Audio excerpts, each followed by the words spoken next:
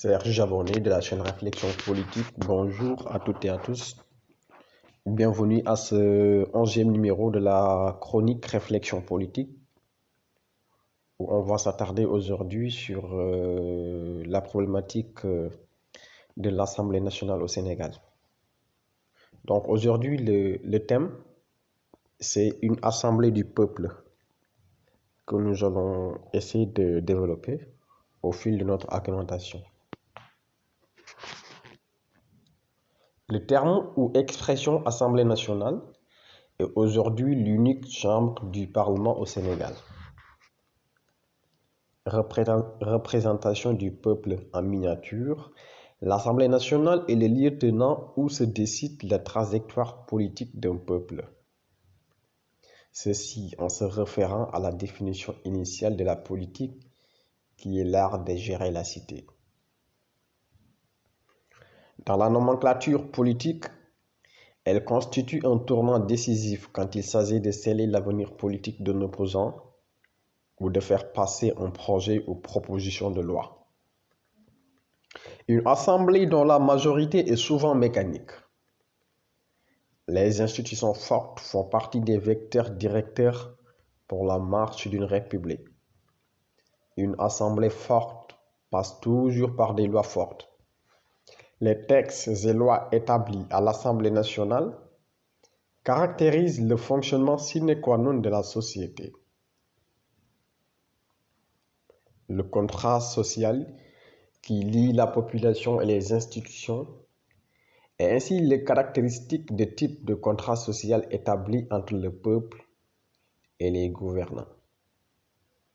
Autrement dit, le destin d'un peuple est décidé à l'Assemblée nationale.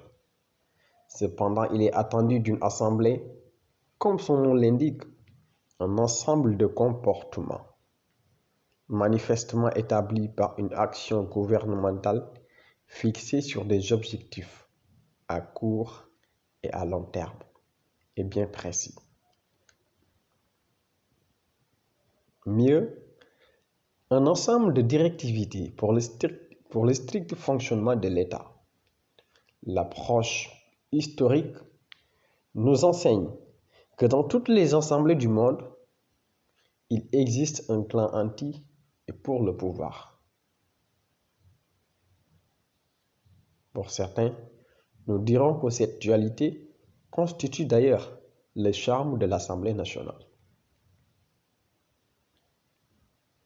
Mais cependant, celle qui attire particulièrement notre attention est aujourd'hui l'Assemblée nationale du Sénégal. N'est-on pas arrivé à un niveau où le principe d'assemblée mécanique doit être révolu? Une rupture obligatoire qu'il faut à tout niveau instaurer.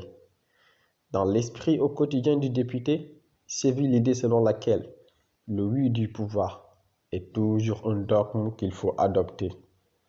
Quelle que soit l'influence que cela peut engendrer sur la société, on l'exécute. La conscience morale ne saurait nous le permettre si par éthique et déontologie on était consciencieusement préparé. N'appartient-il pas au peuple d'inventer un nouveau mode de comportement parlementaire? D'autant plus que celui-ci est déjà voué à l'échec. Nous sommes arrivés à un niveau où la refonte demeure un impératif. Et dans ce sillage, nous devons oser voir l'avenir et proposer mieux. Allons vers une assemblée du peuple où toutes les forces vives de la nation seront représentées par un modèle d'élection transparent. Ainsi prend fin la chronique du jour. Nous vous souhaitons de passer un excellent week-end et bonne lecture à tous. Merci.